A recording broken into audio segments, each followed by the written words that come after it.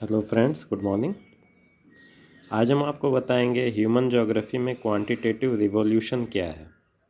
ठीक है, तो जैसा कि नाम से स्पष्ट हो रहा है, क्वांटिटेटिव रिवॉल्यूशन मतलब क्वांटिटेटिव टेक्निक्स का एक इस प्रकार से उपयोग बढ़ा जो कि समझिए क्रांति आ गई ज्योग्राफिकल स्टडीज़ में। ठीक है, ये बेसिकली द्वितीय विश्व युद्ध यानी सेकेंड वर्ल्ड वार के बाद के पीरियड में ये चीज़ें शुरू हुई, उसमें भी खासकर 1950 के दशक में। ठीक है, तो अब देखिए इसकी डेफिनेशन क्या है। It is basically the application of statistical and mathematical technique, theorem and proofs in understanding geographical systems. तो जोग्राफिकल सिस्टम को समझने में जो भी स्टैटिस्टिकल मैथमेटिकल टेक्निक्स हैं उनका उपयोग करना, ये क्वांटिटेटिव रिवॉल्यूशन कहलाया। और ये बहुत ही बड़े पैमाने पर इन टेक्निक्स का उपयोग शुरू हुआ जोग्राफिकल स्टडीज़ में। That's why it is called revolution. ठीक है, अब ये देखिए किस प्रकार से ये कार्य होता है। सबसे पहले फील्ड से डाटा कलेक्ट किया जाता है, एम्पिरिकल डाटा, यानी जो विविध प्रयोगों से या विविध जो भी टेक्निक्स को यूज़ करने से जिस जिस भी पर्पज़ के लिए हम कर रहे हैं, ज्योग्राफिकल पर्पज़ के लिए, कोई हमने सपोज़ कीजिए कोई टेक्निक यूज़ की वहाँ पे। ठीक है, जैसे सपोज़ कीजिए हम टेम्परेचर, प्रेशर, ठीक है, और वहाँ की जलवायु से संबंधित कोई हमको डाटा चाहिए, तो हमने वहाँ पे टेम्परेचर, प्रेशर और प्रेसिपिटेशन का मेज़र किया, तो ये डाटा कलेक्ट किया। ठीक है, अब हमने वहाँ पे स्टैटिस्टिकल मेथड्स को अप्लाई किया जो हमारे पास डाटा सेट है, और उसके बाद हम देखेंगे कि जो हमारी ज्योग्राफिकल हाइपोथेसिस पहले से बनी है क्या वो सही है, उनकी हमने टेस्टिंग की, या उन डाटा के पैटर्न्स के बेसिस पे हम नई ज्योग्राफिकल हाइपोथेसिस को जनरेट करेंगे या जन्म देंगे। ठीक है, तो इस प्रकार से पहले डाटा कलेक्ट किया जाता है, फिर उस पर स्टैटिस्टिकल मेथड अप्लाई की जाती हैं, और उसके बाद ज्योग्राफिकल हाइपोथेसिस बनाई जाती हैं या उनका टेस्ट किया जाता है। ठीक है, अब सिमिलरली क्या होता है कि अगर एजम्पशन कुछ हैं, कुछ इनिशियल एब्स्ट्रैक्ट एजम्पशंस बनाए गए हैं किसी ज्योग्राफिकल फिनोमेना के बारे में, तो फिर उस पर मैथमेटिकल टेक्निक्स और थ्योरम्स अप्लाई किए जाएंगे और ज्योग्राफिकल मॉडल फिर उससे डेराइव किए जाएंगे। ठीक है, तो इस प्रकार से आपने देखा कि किस प्रकार हम स्टैटिस्टिकल मेथड्स का यूज़ करते हैं और किस प्रकार से मैथमेटिकल टेक्निक्स का यूज़ करते हैं, और ये क्वांटिटेटिव रिवॉल्यूशन में आता है। अब हम देखेंगे कि ये जो बेसिक एजम्पशन लिया गया क्वांटिटेटिव रिवॉल्यूशन में वो क्या क्या थे।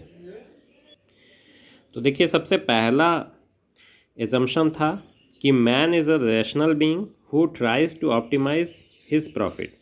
तो मनुष्य, रैशनल का मतलब है कि वो हमेशा इकोनॉमिकली अपने आप को ज़्यादा प्रॉस्पर करना चाहता है, अपने आप को ज़्यादा प्रॉफिट देना चाहता है। ठीक है, हमेशा अपने प्रॉफिट के बारे में सोचता है और प्रॉफिट को बढ़ाने के बारे में। ठीक है, अब इसके बाद ये है कि उसको उसका जो स्पेस है, मतलब जिस स्पेस में मनुष्य है, यानी कि जिस इन्वायरमेंट में है और जो उसके चारों तरफ के रिसोर्सेज हैं उनके बारे में उसको इनफाइनाइट नॉलेज है, यानी उसको हर चीज़ पता है। जब हर चीज़ उसको पता है तो फिर वो इकोनॉमिक डिसीजंस अपने ले सकता है कि कहाँ पे उसको कौन सी एक्टिविटी करनी है। ठीक है, अब स्पेस जो है वो स्पेस को क्या माना गया कि वो एक आइसोट्रॉपिक सरफेस है। तो देखिए, आइसोट्रॉपिक का मतलब ये है कि हम चाहे किसी भी दिशा में जाएं, जिस भी दिशा में जाएं उसकी सारी प्रॉपर्टीज़ सेम रहेगी।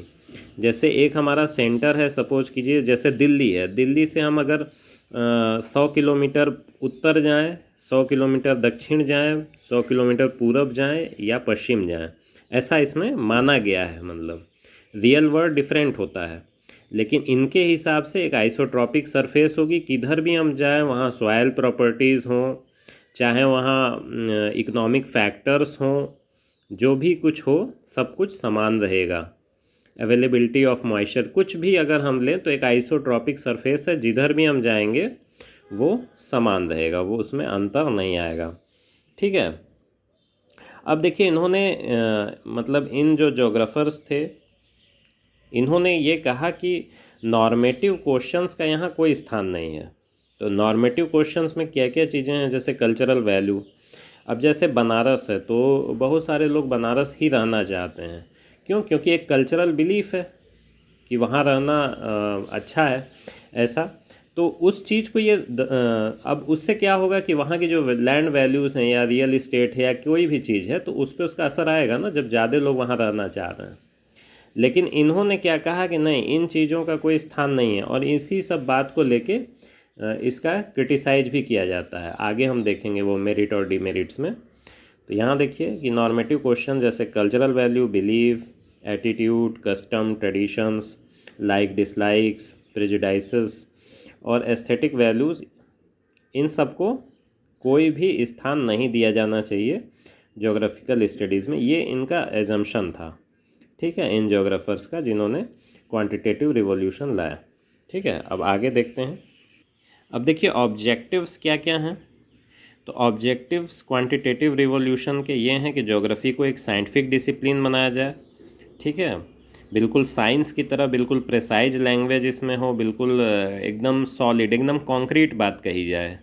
जैसे अगर कोपन ने कह दिया AF, तो AF पढ़ते ही आप समझ जाएं कि ये ट्रॉपिकल रेन फॉरेस्ट की बात हो रही है। AM कह दिया, AM पढ़ते ही आप समझ जाएं कि मानसूनल क्लाइमेट की बात हो रही है, ठीक है, इस तरीके से। और फिर जो भी स्पेशल पैटर्न्स हैं ज्योग्राफिकल फिनोमिनन के, उनको रैशनल, ऑब्जेक्टिव और कोजेंट मैनर से उनको एक्सप्लेन या इंटरप्रेट किया जाए, ठीक है। फिर मैथमेटिकल लैंग्वेज यूज किया जाए, वही जैसा हमने अभी उदाहरण दिया कोपन का, इसी तरह टेवरथा का है, थॉर्नवाइट का है, कि बिल्कुल उन्होंने सिंबल से उस चीज़ को कॉन्क्रीट तरीके से व्यक्त किया मैथमेटिकल लैंग्वेज से। फिर लोकेशनल ऑर्डर के बारे में बिल्कुल प्रेसाइज स्टेटमेंट बनाए जाएं, दिए जाएं, ठीक है, कि ये नहीं कि उसमें कुछ भी आपका वेगनेस हो, सब्जेक्टिविटी हो, नहीं, बिल्कुल प्रेसाइज कि अगर ये बात कही जा रही है तो इसका मतलब यही निकलेगा, कुछ और उसमें एम्बिग्विटी नहीं हो सकती, ठीक है। फिर जो भी हाइपोथेसिस हैं उनको टेस्ट किया जाए और मॉडल्स, थ्योरीज, लॉज इनको बनाया जाए, जिससे कि एस्टिमेशन और प्रेडिक्शन का काम हो सके, ठीक। और वेरियस इकोनॉमिक एक्टिविटीज़ के लिए लोकेशन खोजी जा सके। जैसे वेबर का मॉडल आपको पता है, ठीक है, वान थुनेन का मॉडल पता है। तो वान थुनेन का तो मान लीजिए काफ़ी पहले का है, वेबर है, क्रिस्टैलर है, लॉश है, तो इनके मॉडल्स यही आपके क्वांटिटेटिव रिवॉल्यूशन की टेक्निक्स का उपयोग करते हुए बनाए गए हैं। और इनके मॉडल्स हमको पता चलता है कि किन इकोनॉमिक एक्टिविटीज़ के लिए कौन से एरिया सही होंगे, स्पेशली वेबर के मॉडल से, ठीक है, जो इंडस्ट्रियल लोकेशन के बारे में बताता है। आगे देखते हैं।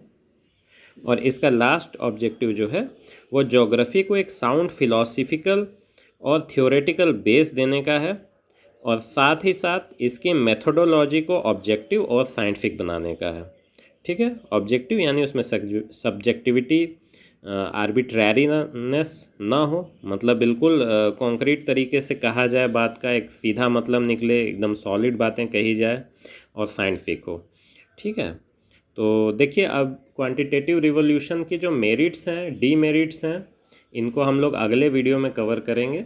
ये बहुत ही महत्वपूर्ण टॉपिक है, ये UPSC और स्टेट PCS एग्ज़ाम्स में कई बार पूछा जा चुका है, मेंस में, ठीक है। तो इसको अच्छे से समझिएगा। वीडियो देखने के लिए धन्यवाद।